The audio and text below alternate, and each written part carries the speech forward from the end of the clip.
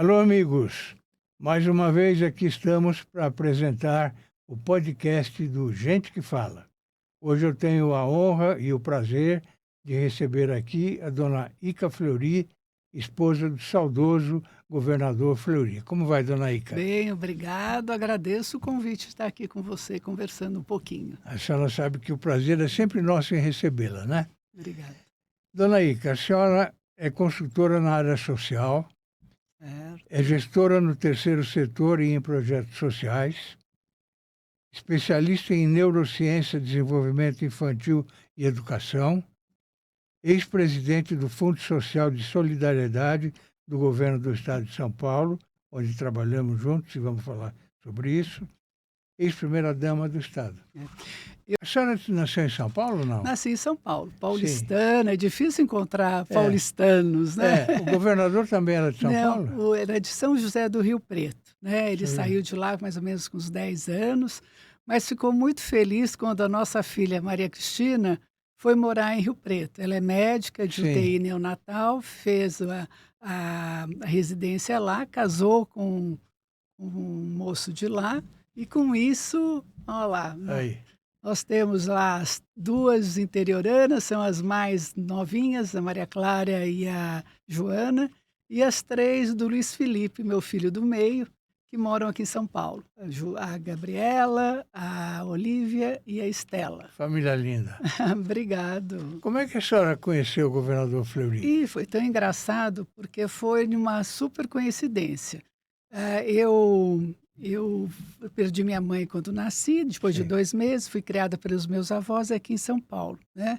E meu pai e a minha mãe era de Itu, meu avô comprou uma fazenda lá e aí encontrou, né, meu pai com a minha mãe. E no sentido de depois ele voltou a morar em Itu, depois de viúvo, e casou novamente com Ituana.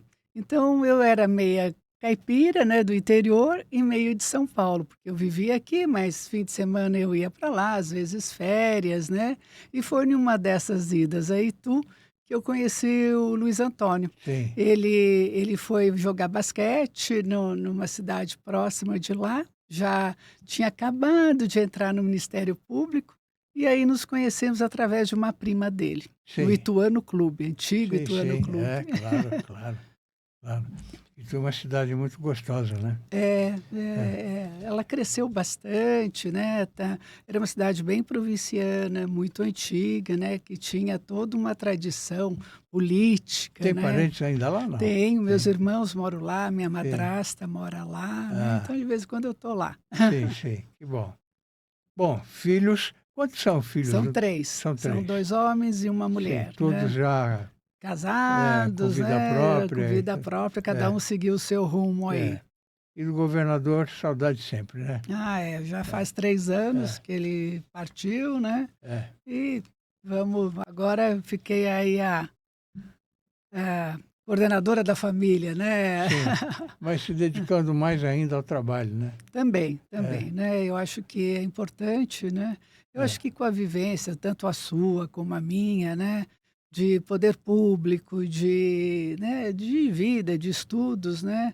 A gente ainda tem o que contribuir, né? É. Para a nossa sociedade. A senhora disse que perdeu sua mãe quando tinha 2 meses. Isso mesmo. O mesmo aconteceu comigo. Ah, é? Olha só, hein? Só que eu fui criado por um casal de tios. Certo. Que chamava depois de pai, né? Mãe e pai. E aí que a gente fala, quando a gente perde uma mãe, a gente ganha várias, né? O É. Luiz Antônio, meu marido, que falava, brincava, eu nunca vi um homem com tantas sogas e uma mulher só. Porque as tias também se consideravam mães, né? A minha avó, que eu a chamava de mãe, né? Então é todo um aconchego, né, familiar, né, que a gente tem. Primeiramente, a senhora foi artista plástica durante os anos 80. Por que É, essa escolha inicial? eu acho foi tão interessante, porque desde criança eu gostava de pintar, desenhar. Até no primeiro ano, quando eu fiz um desenho bem bonito, pintei, cheguei para a professora, mostrei, ela falou: "Mas você fez sozinha?" Eu falei: "Fiz. Alguém te ajudou?" Eu falei: "Não." Eu fiquei tão assim, triste dela duvidar da minha do meu desenho, né, Sim, e aí comecei a desenhar pouco e não dei muita bola. E aí, quando eu fui para o interior com o Luiz Antônio, ele promotor, primeira comarca que foi em Conchas, bebê pequeno, né, numa cidade muito tranquila, então eu comecei a pintar de novo, comecei e quando vim para São Paulo, e aí entrei em ateliês muito famosos como o do Nelson Nóbrega, que era um grande sim, sim. pintor, né, e daí comecei a desenvolver. Comecei um pouco como hobby, né, mas depois começou a engrenar a pintura na minha vida, né, deixava as crianças no colégio, naquela época eu não trabalhava fora, né, e ia pintando. Às vezes perdia a hora, ia buscar as crianças um pouquinho mais tarde com a roupa suja de tinta, E né. continua isso, não? Não, você sabe que eu parei quando o Luiz Antônio foi, para a Secretaria da Segurança Pública. Sei. Aí já me comecei a me envolver com as creches da secretaria, Sim, né, sim, e eu acho que para a gente fazer uma coisa boa, sim. a gente tem que se dedicar, Eu sou seja nas testemunha disso. artes, seja no que for, né. É, Então não dava para casar as 2 coisas e tinha uma outra coisa, né, eu já estava numa fase, assim, de vender quadros, de participar de exposições, até fui muito feliz quando ganhei um prêmio na Holanda, né. Mas, aí tinha uma outra questão ética que o Luiz Antônio e eu conversamos, o Fleury para o público, né, que naquela ocasião não era bom eu continuar vendendo meus quadros, né. As pessoas podiam encarar como sim. uma questão, assim, É, ruim, é, né. é. Então eu foi olha, as coisas abrem, né, os caminhos sem a gente perceber, né. E aí comecei também no Fundo Social de Solidariedade, como esposa de secretário, como a Lídia também ajudou bastante nas Isso, campanhas quando, né, isso. você foi secretário de esportes. E comecei a me envolver nessa área. E a minha Sim, área é educação, né, sim. então eu fiz letras, fiz normal, antigo normal, né, aí diz a minha idade, né, quando a gente fala normal, foi a última turma com essa denominação. Sim. E aí, parti para uma outra linha, né, que é a área social que tanto precisa, né. E que a senhora trabalhou muito e conhece muito bem. Eh, Como foi a transição da arte para a política? Foi surpreendente para mim, né, eu em criança nunca Política é fui. complicado, né? Em criança eu nunca fui uma pessoa muito uma criança, assim, que na escola declamava, cantava, etcétera, então eu era uma criança mais tímida.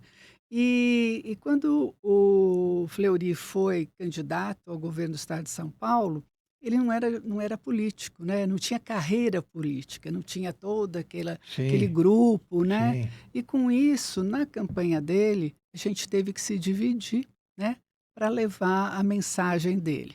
Isso aconteceu a primeira vez foi quando ele foi lançado para candidato ao governo. O partido estava cheio, naquela época ele era do PMDB, muita gente. E aí 2 deputados chegaram para mim, assim, na hora lá do palanque e tal: "Ô Ica, seria tão bom se você falasse alguma coisa para as mulheres daqui". E a minha cabeça foi o seguinte: se aqui supostamente, que na política supostamente todos querem o Fleury como candidato e eleito, se eu não falar aqui, nunca mais eu vou falar nessa campanha. sim. E foi isso que aconteceu. Aí a transição foi muito engraçada, porque daí dei um recadinho, a pessoa gostou, as pessoas gostaram, tal, e aí nós começamos a dividir. Ele ia para um grupo, para uma região do estado de São Paulo e eu ia a Para outra outra, região, né, e sempre tinha os deputados que acompanhavam, porque é uma eleição que deputado, senador também claro, participa, né, claro. e aí eu comecei a discursar, né, então foi para lá, para cá, foi muito engraçado uma cidade que nós fomos, o prefeito era um senhor já, e ele foi me buscar e a comitiva que eu estava no aeroporto. E do aeroporto até o clube onde ele tinha programado a reunião, quieto. Eu puxava assunto e ele quieto, eu puxava e ele quieto. Aí uma hora ele falou assim: "Sabe o que acontece? Eu nunca recebi a mulher de um candidato ao governo. Quando vem o candidato, eu sei o que eu faço. Eu solto o rojão, eu chamo a população Quando e vem a tudo. mulher, eu não sei. Mas com você ficou meio difícil. Eu falei, tá bom. Mas ele foi muito esperto, porque ele fez uma reunião interna num clube muito grande, um salão muito grande, cheio de gente, né? E aí ele foi me testando. Ah, tá bom o que ela falou. Depois que terminou, né? E ele já tinha preparado um palanque na rua com a população em geral, né. E aí, se ele não tivesse gostado do que eu tinha falado, ele ia com os candidatos a deputados, a senadores que também estavam acompanhando. Daí fomos para lá. Então eu falei: "Olha, que esperto esse político antigo aí, né, É, sabia conduzir as coisas da melhor é, forma, né". é. E nós tivemos uma boa votação lá. Tá vendo? Por sua causa, Não, então. não, porque também o Fleury voltou, foi para lá também, viu. A política brasileira tradicionalmente é dominada por homens, né? Certo. Como era parte para uma mulher ocupar espaços de liderança naquele contexto? Então, primeiro ela tem que ter uma liderança fora do contexto, né, e não se deslumbrar com os convites. Muitas vezes você na sua comunidade, na sua profissão, você tem projeção, mas não chega a ter, essa projeção na população em geral. É essa que vai votar em você, na grande maioria.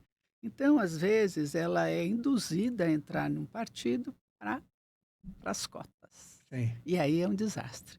Tanto pessoal como também, Só né, dão o nome lá, político, mas dá o nome, é, e aí o tempo que ela lê olha, veja bem, ela deixa a família, deixa de se cuidar, sai da sua profissão, muitas vezes pede licença para entrar num jogo que ela já sabe que é e não perdido. tem apoio É, nenhum, não né? tem apoio. Então, o que a gente precisa é estimular pessoas, né, mulheres, e também ter o apoio do partido, né, dando também condições financeiras, colaborando, né, eu acho que esse é um grande ganho da política, né. A senhora foi várias vezes instada a se candidatar a algum cargo eletivo, não é? É verdade, mas eu Nunca nunca aceitou. quis. Não, nunca quis.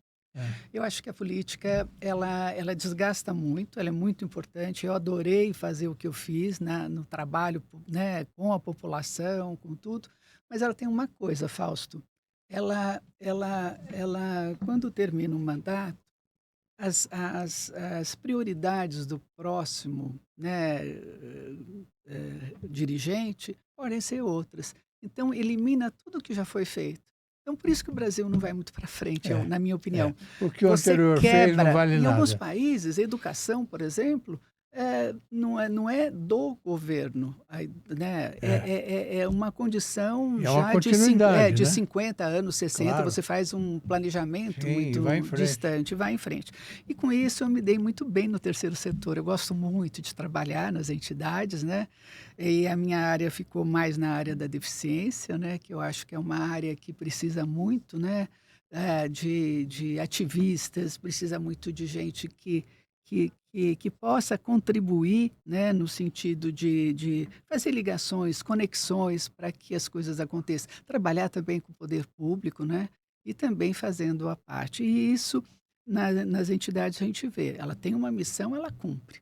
Independente de ter o presidente do conselho, o presidente da instituição, mas ela tem já um grupo que está definido que aquele é o foco de trabalho. Então é por isso que estou no terceiro setor. Tá certo, tá certo.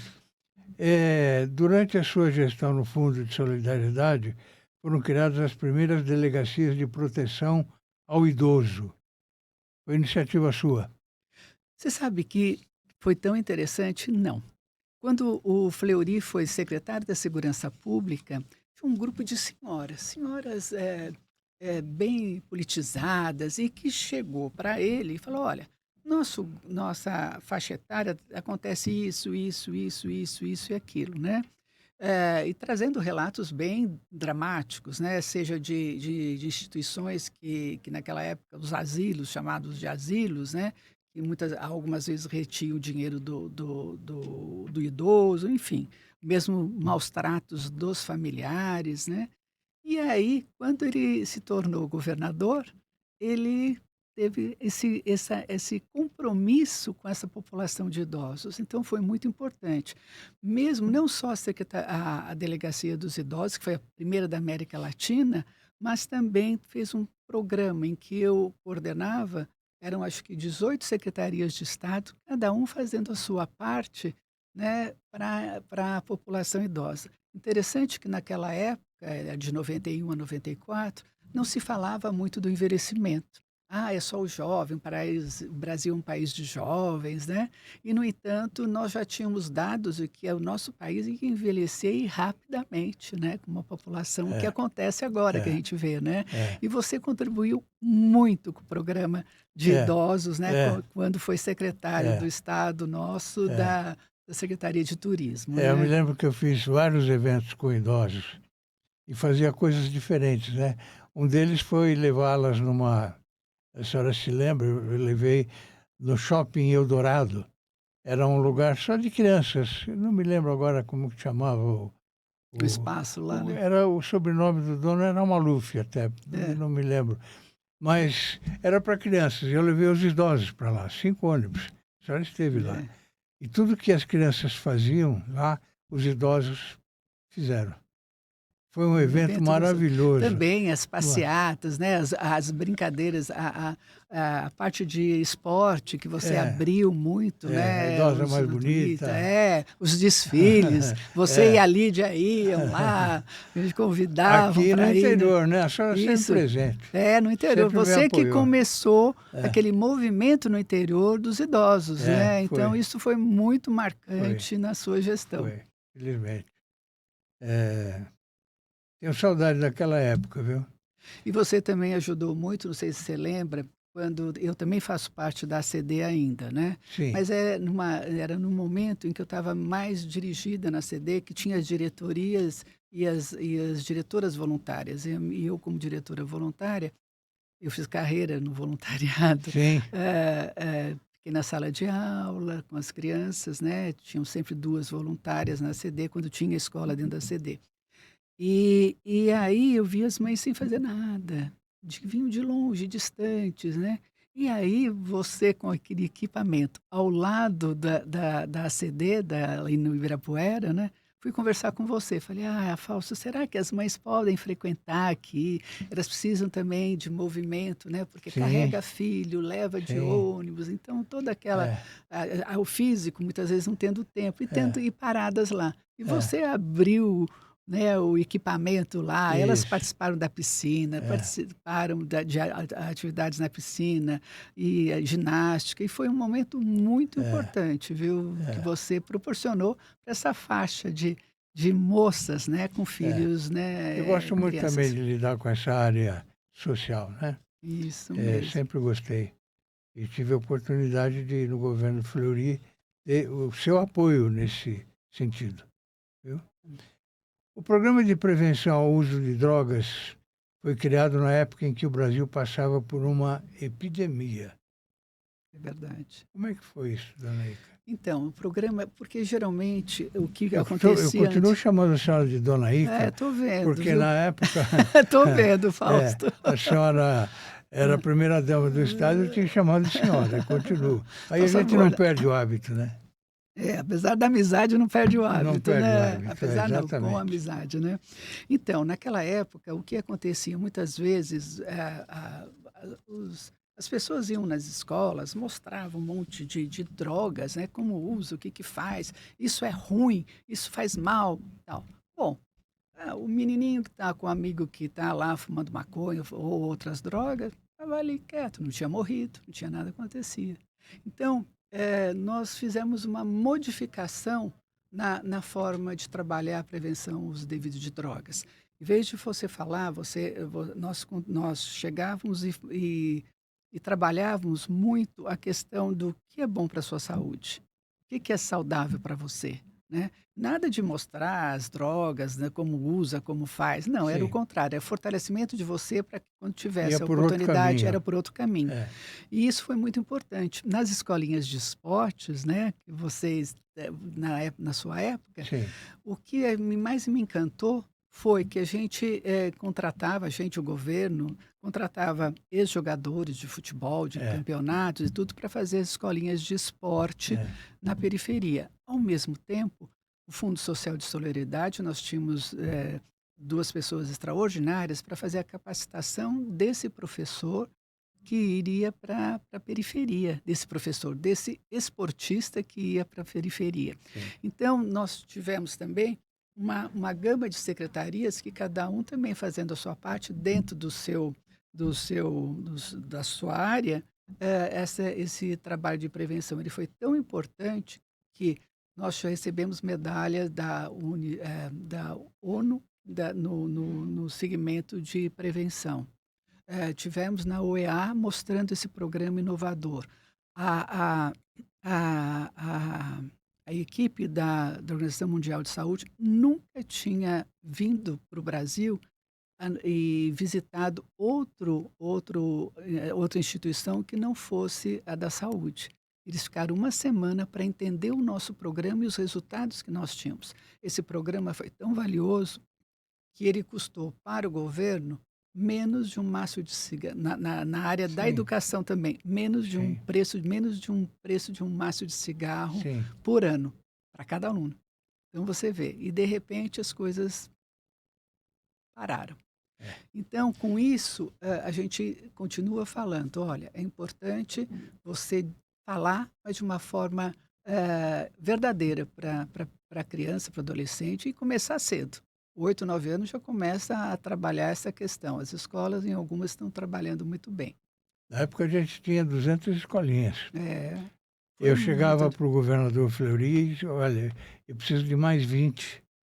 E ele autorizava, e foi autorizando até chegarmos a 200 escolinhas, Olha que beleza, tanto né? na capital como no interior. Você sabe que às vezes eu encontro pessoas, adultos, né, que agora faz mais de 30 É, anos, né, é, que lembram que, olha, eu participei da escolinha, viu? E agora eu sou professor de educação física, eu sou isso, eu sou é, aquilo. Olha, então, esse retorno que é importante é, para quem é uma pena, foi eu na área perdi o política, contato né? com eles, porque a vida vai seguindo e É, cada um foi para um lado, né? é. Eu perdi o contato. E a população grande que atingiu, né? Fiz uma seleção, ele veio para jogar no Japão. O Isso, foi governador foi mesmo. no aeroporto É, isso e mesmo. o avião atrasou. Governador, vai embora, vai descansar. Não, eu só vou sair daqui quando vocês embarcarem. Porque Lembro, ele estava imagine adorando aquele a projeto. criança, né, que É. muitas vezes não tinha saído do seu Nem bairro, da da sua Santos, nada, periferia, nada, né, e vai para o é. Japão, Foi né? para o Japão. De repente desembarca no Japão. Não é fácil não.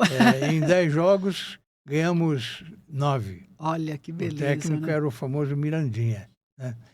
E foi também um projeto muito bonito aquele. Olha. Conheça o Prevente Mais, o plano da Prevent Sênior para somar saúde. Com unidades temáticas exclusivas, cada cuidado se transforma em uma experiência única. Uma ampla rede credenciada, sempre perto de você. Remoção aérea que garante segurança em qualquer lugar. É mais confiança, mais qualidade e mais tranquilidade que só o plano pioneiro em cuidado com sêniors pode oferecer. Prevente Mais, porque cuidar bem é entregar mais. A senhora também foi responsável pelo Centro de Apoio Pedagógico ao Deficiente Visual. Foi. Foi, porque olha, você tem, tá bom aí, foi muito interessante, porque o sistema Braille é a única forma natural das crianças serem alfabetizadas. E ele, muitas vezes, para as professoras, né, eles não têm um material adequado.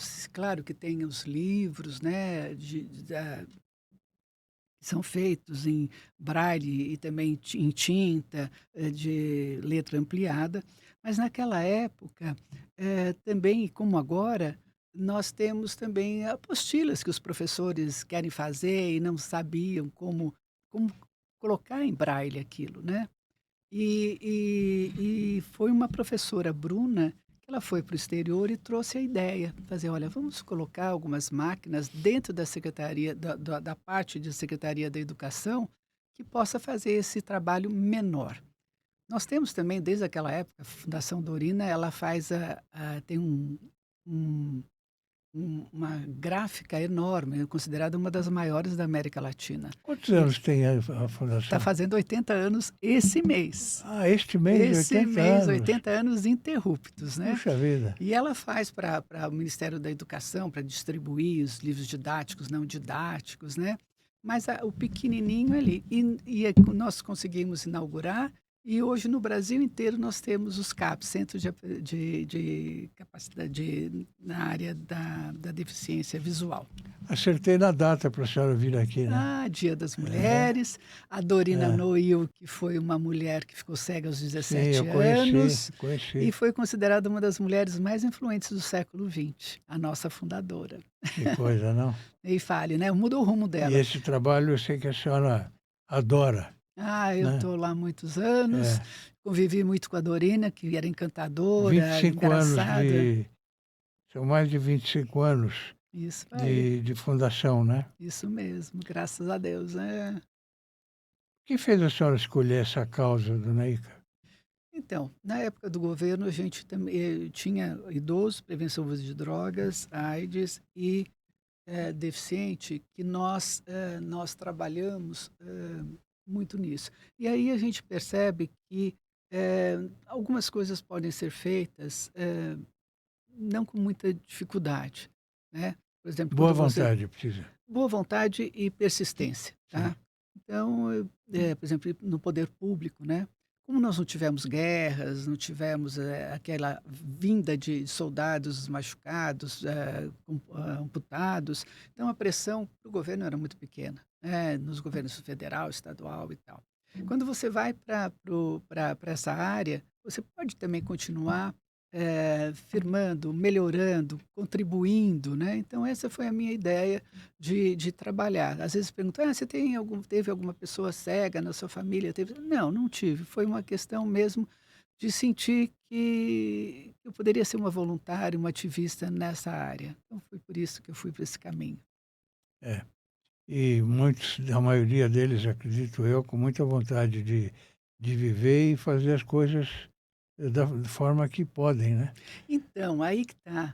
A Fundação Dorina, ela tem 80 anos de experiência, tá? E ela começou de uma forma diferente das entidades da época da sua existência, na década de 40. Era segregação, você punha todo mundo dentro, dentro das instituições, muitas vezes a família abandonava e ficava morando lá.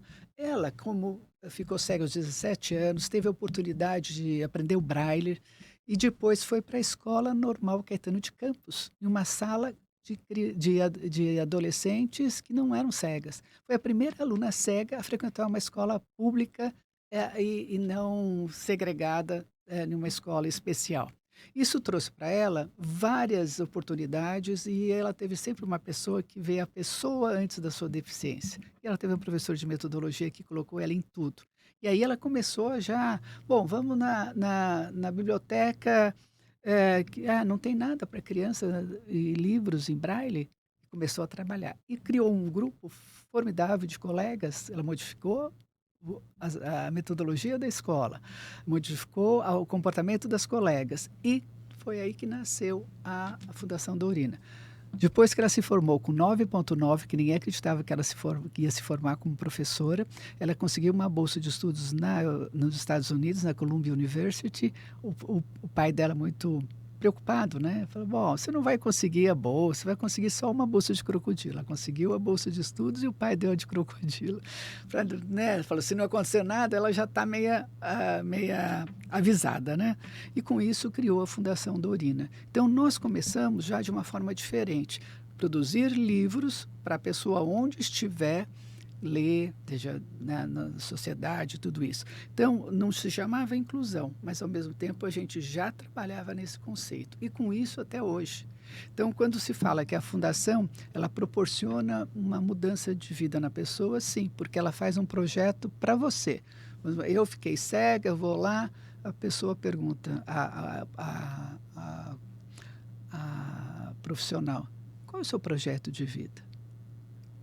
Muitos falavam, antigamente, eu gostaria de assinar meu cheque. Vamos aprender a assinar cheque cego. Ah, eu sou uma dona de casa, mãe, que domingo faço a comida da minha casa e agora parei com tudo. Não, você pode. Com cuidados e tudo isso, você pode. Então, tem coisas que às vezes as pessoas pensam que acabou o mundo e que não existe Sim. mais saída. Existe. E por isso que a gente convida todos a que tiverem, né, conhecidos, desde criança até idoso, com algum problema de deficiência, que procure a Fundação. Como é que as pessoas podem entrar em contato? Isso. Nós temos o telefone que vai ser colocado aí, né? Pode falar. E ela fica na Vila Clementino, Sim. na rua Doutor Diogo de Faria, 533, né? Próximo ali do Ibirapuera, do Hospital São Sim. Paulo, né? E como nós fizemos uma ampliação agora, terminamos agora para os 80 anos, nós vamos absorver mais de 50% da nossa capacidade. Então, não tem fila de espera, você chega lá, já é atendido. Então, é ligar. Você tem o site da Fundação, www.fundacaldorina.org.br. Perfeito. E aí você vai procurar os telefones, tudo direitinho. Como são os recursos para a Fundação, dona Ica? Então, eles são bem variados, né? Nós temos dados mantenedores, né? Que são aqueles que pagam mensalmente. É um grupo não muito grande, a gente precisa ampliar, né? Temos também os projetos incentivados, né? Esses que as empresas, em vez de pagarem para o governo, né? A gente faz o projeto e vai buscar os patrocinadores. Então, nós temos também os patrocinadores. Ao mesmo tempo, tudo que é para a pessoa com deficiência, a gente não cobra nada, tudo gratuito. Porém, se eu tenho um restaurante, quero fazer um cardápio em braille, aí a gente cobra. A gente também tem um ambiente bom também, não tão bom como esse seu, mas muito bom, que a gente aluga para podcasts e outras coisas, né? Então, a gente tem algumas saídas, né, importantes. Graças a Deus, e a gente precisa também da contribuição de toda uma população, porque a gente não trabalha só São Paulo, a gente trabalha Brasil. Por exemplo, no programa que eu sou coordenadora geral, que é do programa Braille Bricks, a gente trabalha com secretarias municipais de educação, já estamos com 213 secretarias do Brasil, pequenas, de porte pequeno, grande, e que a gente trabalha não só na distribuição do kit Lego Braille Bricks, mas também com a formação de educadores. A formação de educadores para atenderem crianças na sala de aula comum, junto com o coleguinha que tem visão. Então, essa capacitação é muito importante. Nós fazemos 100 horas de capacitação online, né? Uhum. São 4 meses que a professora fica lá, o educador, né? Para entender, não é só o que está dando na alfabetização, mas como uma audiodescrição é feita, como caminhar dentro da escola, enfim. Tem um projeto bem bacana. E aí, o Brasil saiu na frente de todo mundo. Sabe por quê? Pegamos uma pecinha do Lego, acho que eu tenho até aqui, com aquelas saliências, nós e os colaboradores da Liulara, né, a agência de... Liulara. E mudamos a posição deles, criando o alfabeto em braille. Ao mesmo tempo, a gente colocou a pecinha correspondente à letra. Então, a criança aprende brincando. Então, é uma ferramenta para o professor, claro, né? E a gente conseguiu que a Lego produzisse para nós. A Fundação Lego, na Dinamarca. E, com isso, esse projeto é muito importante. Nós capacitamos mais de 13 mil educadores no Brasil. E está sendo um sucesso. Tanto é um sucesso que nós doamos a ideia para a Lego, e a Lego a colocou em 25 países. As pessoas atendidas são, na maioria, humildes, não? Na sua grande maioria, mas a gente não faz exclusão, não. Sim.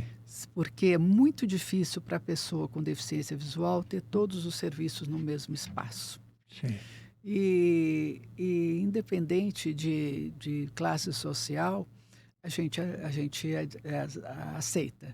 Sim. Né? Então, é importante por causa disso. Por exemplo, pessoas que ficam cegas depois na velhice, né? Que foram pessoas importantes, assim, profissionais e tal. ela precisa ter um acompanhamento, uma reabilitação bacana. E nós não fazemos essa distinção. Claro que se tivesse só um número pequeno, né, de profissionais e isso, a gente daria preferência para as pessoas de baixa renda, que é mais difícil para elas. Mas todas as portas estão abertas para todas as pessoas que têm deficiência visual e querem, né, ter uma outra oportunidade.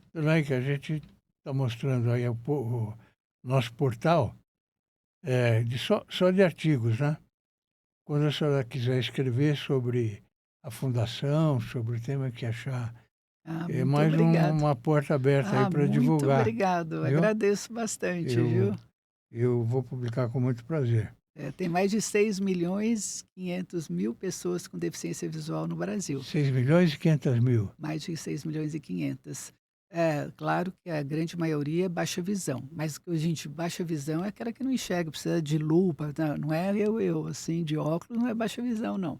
Então, é um trabalho que precisa estar muito... O cão guia, dona Ica. É importante, mas ele tem seus entraves, seus desafios. Uma pessoa que tem baixa renda, ela não consegue ter um cão guia. Ele tem que estar alimentado, precisa estar limpeza, custa caro. Custa caro. O que a gente acredita é na autonomia. Cada um também vai buscar o seu caminho, né? A gente dá as oportunidades ali. Mas a autonomia que é você pegar um metrô, pegar um ônibus sozinho. Você e sua bengala. Por isso você tem que aprender a usar a bengala. Precisa, por exemplo, lá nós temos um aparelhinho que balança. Aí um dia, né, uma pessoa foi visitar, mas por que subir e balança? Porque no metrô existe esse balanço pequeno mas existe. Então a pessoa cega precisa entender. Se você entrar no metrô, você tem essa situação. Então, tem muitas coisas que você aprende. Por exemplo, se barbear, se pintar sozinho. Nós temos lá que a gente fala, a nossa casa, né? De um apartamentinho. Que tem todas as coisas que tem numa casa comum. E que você aprende a passar roupa, você aprende a fazer comida, você aprende, enfim, tudo que é do dia a dia de cada pessoa. Isso é autonomia. Quando você fala que você não precisa de uma outra pessoa, você ficar com a mão no ombro dela para caminhar, isso é autonomia. Então, a gente acredita muito na autonomia quando é preparada para fazer essa autonomia. E isso a gente faz lá. A senhora falou aí do número enorme de pessoas que não enxergam, né? Qual é a principal causa? São várias, né? Independente da faixa etária, elas são diferenciadas. Por exemplo, o idoso, uma delas é a questão da diabetes. Pode, se não tiver bem cuidada, bem equilibrada, pode levar à cegueira, né? Nos países em desenvolvimento, em que a água não é tratada, em que as mães não fazem o pré-natal, uma série de situações que podem levar a criança a nascer com deficiência visual. Né? Que a gente chama cegueira congênita, né? Doenças, né? Como algumas de cataporas, algumas desse tipo que podem levar, né? Infelizmente, existe Mas a gente luta, e esse mês de abril que vai entrar é o mês da prevenção. Mês marrom que a gente fala, é de prevenção. Mais um motivo para a sua vida aqui, então. Obrigado. E aí a gente aconselha, né? Vá procurar oftalmologista de tempos em tempos, vai se cuidar, não esfregue o olho, alguns cuidados assim que sem querer, não coce o olho, limpe a mão e assim vai, né? E esse de prevenção é muito importante, porque quase 80% das deficiências visuais poderiam ser evitadas. Para quem conhece a história, para quem não conhece a história da instituição, qual é o legado da educadora Dorina Novil para o Brasil? Extraordinário. Ela, pela vivência que ela teve... Eu tive o prazer de conhecê-la. Uma pessoa alegre, uma pessoa plena, né? E que aproveitou todas as oportunidades da vida dela. E o que eu digo que a cegueira dela... foi um baque na família e para ela também, que ela ia ser médica, né? E partiu para a educação. Mas para o Brasil, ela teve uma importância muito grande, porque ela foi uma ativista, ela criou vários centros importantes, né? Como eu falei, bibliotecas municipais influenciadas por ela para ter o sistema Braille, leis brasileiras ela fez. Então, nós temos lá na Fundação um centro de memória Dorina Noil, que não é centro de memória da vida particular dela, que também tem, mas do desenvolvimento da deficiência no Brasil, nos momentos em que tiveram modificações, né? Então, ela traz um legado para o Brasil importantíssimo, principalmente para as pessoas com deficiência visual. Eu que digo, na educação de pessoas com deficiência visual, se tiver um nome de mulher, é da Dorina. A senhora sabe o motivo da cegueira dela, não? Ela nunca soube.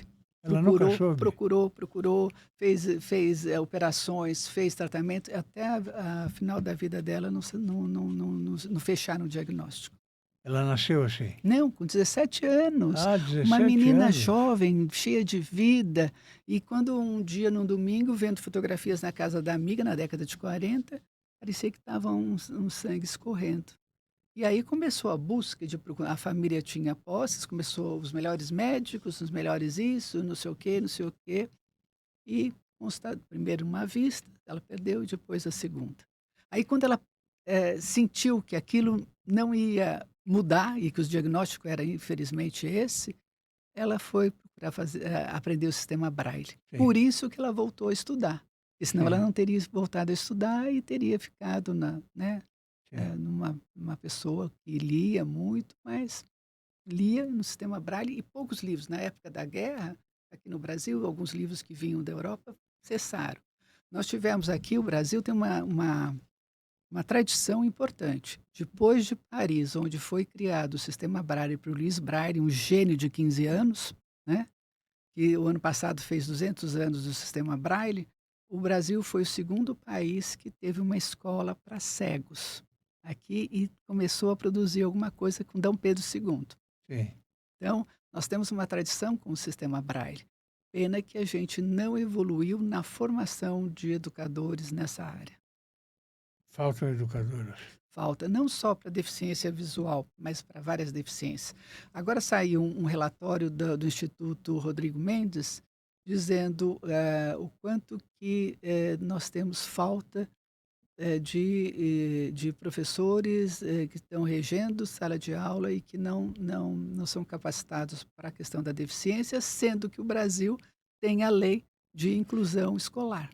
Então, você tem toda criança, adolescente ou adulto que queira estudar em uma escola pública ou não pública, ela tem que ser aceita.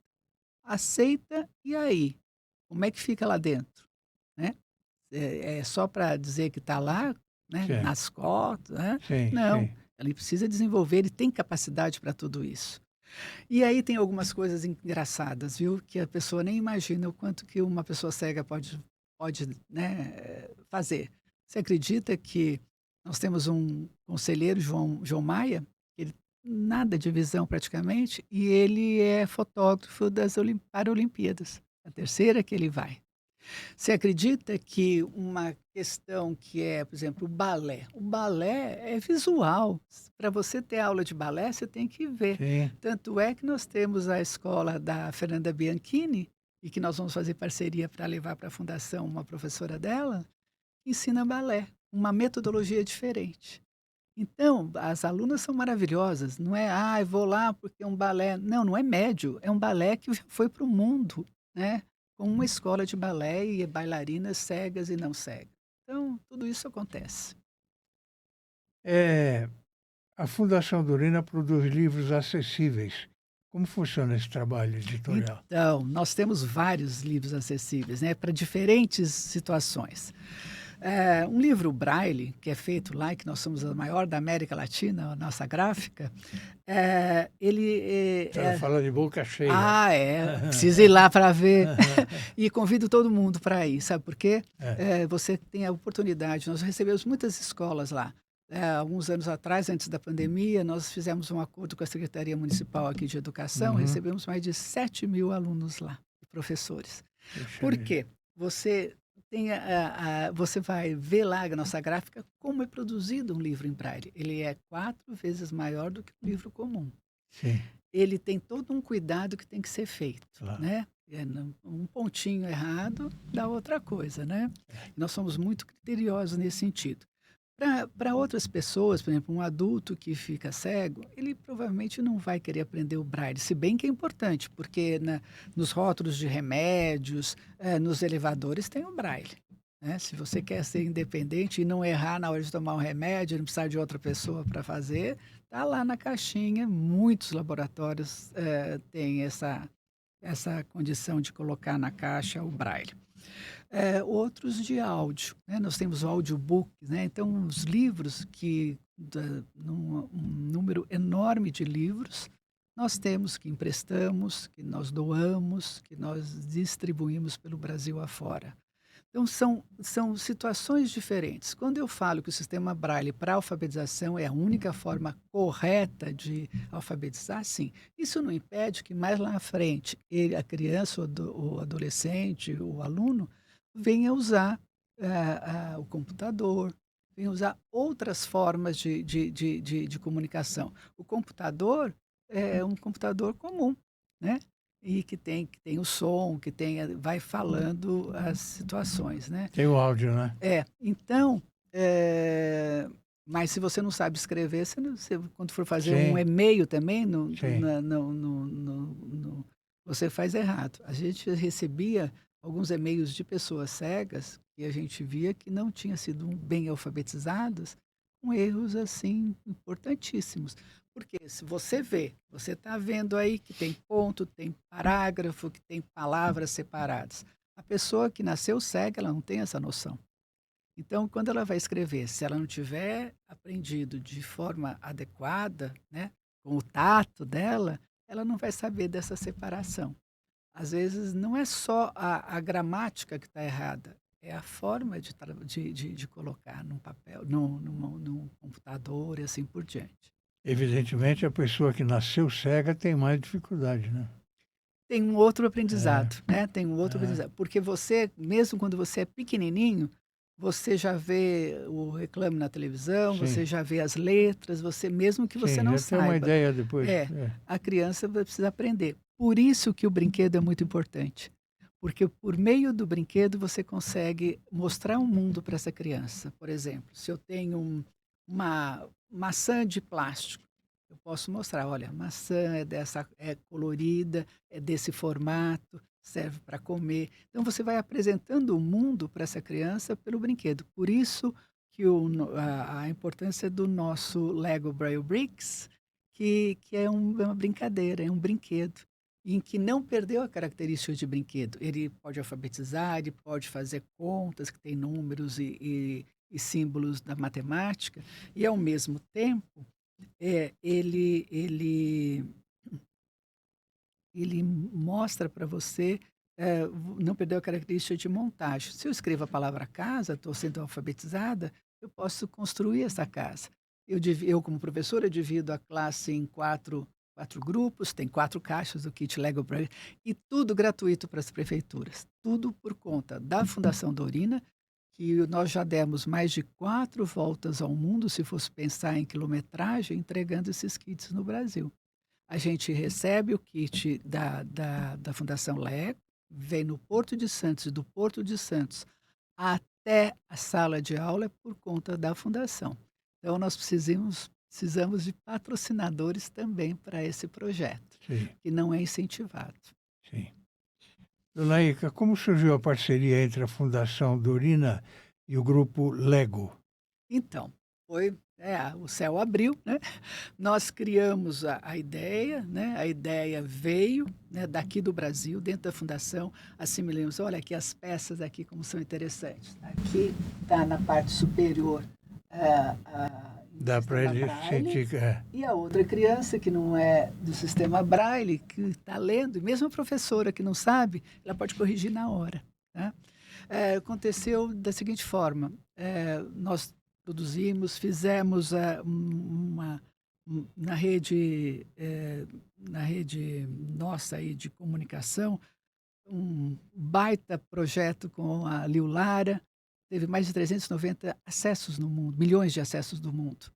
Então, aí, bom, quem que é o importante para produzir? Claro que é a Lego. Nós estamos com uma peça semelhante, era ela. Podia ir para a China, para não sei aonde, mas não era a qualidade que nós Sim, queríamos e o valor que sim. tem, né? E aí nós temos no nosso conselho, que foi até minha, é ainda, mas foi minha vice-presidente, a Anne Olesen. Olesen é filha de um dinamarquês, que é o Jens Olens, que muitos anos foi presidente da Macan aqui, e é apaixonado por esse programa. E ele foi o nosso, entre aspas, embaixador para Sim, contato com a Fundação Lego. No sim. primeiro momento, ele foi para a fábrica. A fábrica falou: não tenho muita ideia. No segundo momento, ele foi para a Fundação Lego, no mesmo ano. E aí, quem é o presidente do conselho era o bisneto do fundador, do marceneiro, que começou. Sim. E aí ele falou: epa, deu um estalo nele. Falou: Nós nunca pensamos num Lego que fosse educacional nesse sentido, porque o Lego em si já é educacional, né? E aí começamos as tratativas, daí fizemos a doação da ideia para a Fundação Lego, para ela produzir. Mas isso aí foi praticamente 2 anos. E ela lançou, daí nós tínhamos já batizado Braille Bricks, né? Seriam o Braille do sistema Braille e Bricks do tijolinho, né? E aí, quando a gente fez o acordo, doamos para ele a ideia e eles começaram a produzir, daí se tornou Lego Braille Bricks, colocando o Lego na frente, né? Para nós foi maravilhoso. O que a gente tinha como objetivo era que fosse produzido para o mundo inteiro. O que está acontecendo? Mais de 25 países estão usando o Lego Braille Bricks na sala de aula e na sala de recursos. Muito bom, muito bom. O que significa, na prática, construir uma escola verdadeiramente inclusiva? Porque na prática, você abandonar todas as suas o seu preconceito, abandonar a sua forma de trabalhar. E todos nessa escola têm que entender o que que é inclusão. Porque muitas vezes você põe integração, você recebe o aluno e tal. Mas na hora em que o que que é inclusão para nós, que eu entendo como inclusão? Tem a pessoa com deficiência e suas deficiências e aqui a sociedade. E nós duas vamos procurar meios melhores para você produzir, para você estudar e assim por diante. Quais são esses meios aí na questão da educação? Você tem, por exemplo, na questão da deficiência visual. Vamos ver, eu consigo apresentar essa escola inteira para esse aluno?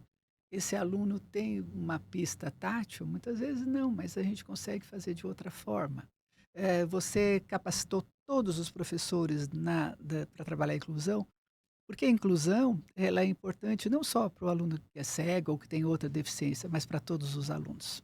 Quando você trabalha, o seu olhar fica diferente. Você analisa as necessidades daquele aluno e vai trabalhar em cima disso, né? Tem todo o processo que é muito bonito. Mas segundo a Mantuan, que é uma grande educadora, ela fala, você não pode pôr um paradigma novo numa roupagem velha. E muitas vezes é isso que acontece. Você tem que trabalhar essa mudança para valer, plena, senão você não consegue chegar lá. Em sua visão, qual é o papel do terceiro setor na transformação social do NAICA? É muito grande. Ela é primorosa no seu trabalho. Então, ela contribui muito com o poder público. O poder público tem muito responsabilidade, tem muito o que fazer. Mas, ao mesmo tempo, o terceiro setor é extremamente importante. E nós temos entidades, fundações extraordinárias que contribuem muito para a melhoria da qualidade de vida da população e o avanço da sociedade. Ele é fundamental. Você tem um grupo enorme de voluntários, você tem um grupo enorme de pessoas capacitadas, você trabalha com as universidades nesse programa nosso Lego Braille Bricks. Nós estamos com 4 universidades trabalhando, o Unesp e tantas outras, né? Então você consegue agrupar, você consegue conectar pessoas das mais variadas locais, o empresário, o sindicalista, ou coisa que muitas vezes o governo não consegue. Então você é aglutinador e você complementa o trabalho do governo. Tá? Então, e você não, de preferência, não precisa depender do governo. É aí uma outra história. E muitos anos atrás o governo dava dinheiro, você está fazendo isso, dou dinheiro. Não. A nova do terceiro setor, já há muitos anos, é você conseguir a sua sustentação financeira, independente do governo. O governo muda, o governo cansa, por isso que muitas fecham, né? Porque ficam dependendo do governo, Uhum. né? Então, é uma administração diferente.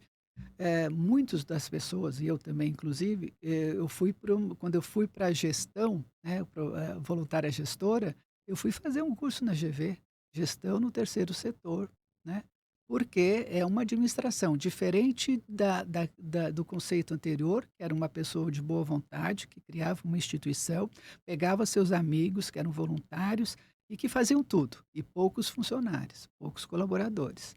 Agora, os que querem crescer e querem atribuir grandes mudanças, tem que mudar o conceito. Se eu não sei me estabelecer como entidade, eu me junto a outra e colaboro com a outra. Não saio com uma aventura. Tem aquela causa, é bonito. Não, você precisa ser consciente que é gestão mesmo que precisa ter. Como é feita a rotatividade da presidência da fundação? Então, de 4 em 4 anos ela muda, né? Nós temos o conselho curador. Esse conselho curador, ele também tem a participação do Ministério Público, de fundações, que também fiscalizam o nosso trabalho. E é feito de 4 em 4 anos a mudança. Você pode se reeleger uma única vez, né? Nesse processo para rotatividade. A senhora já Dentro foi dos 2 conselhos. vezes? Eu fui uma vez. Uma vez. E Então tem da outra ainda vez. uma... Não. Sim,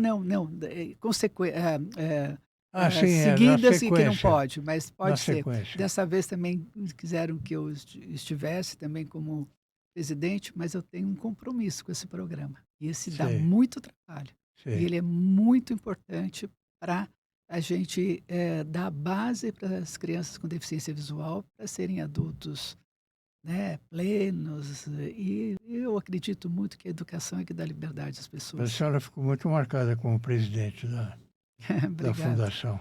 Nós pegamos uma época que estava muito difícil financeiramente, sabe? Eu Então, imagino. gente, graças a Mas a Deus, senhora com está bons se conselheiros. dedicando o Todo dia tempo. inteiro trabalhando lá. É. E ainda falta tempo. O que mais incomoda a senhora na política atual? Mudando um pouquinho de O assunto. que me incomoda é a radicalização.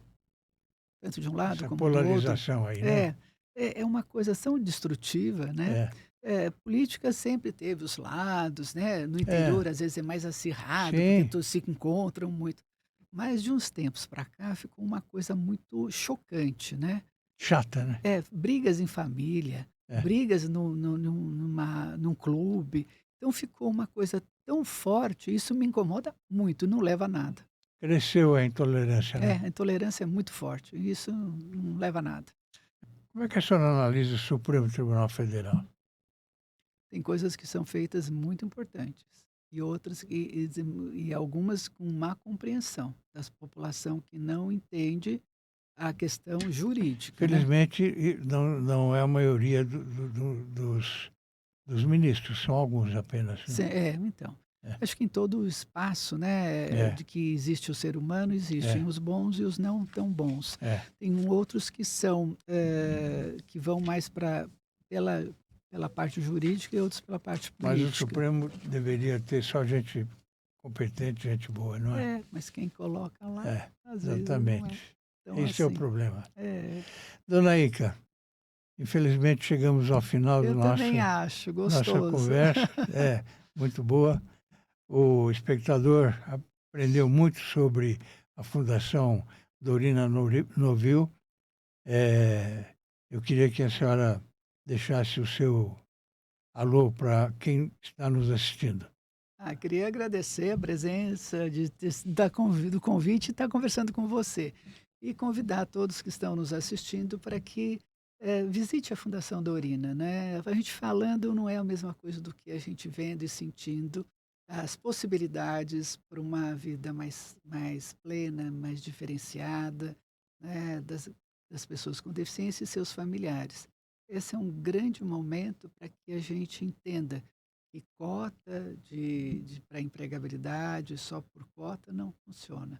Nós temos que ter pessoas capacitadas, pessoas alfabetizadas e para que sejam plenas e sejam cidadãos bem produtivos para a nossa sociedade. Obrigado mais uma vez pela sua presença. Obrigada. Ao nosso amigo espectador, o meu muito obrigado. Espero que tenham gostado bastante deste programa. Até a próxima, se Deus quiser.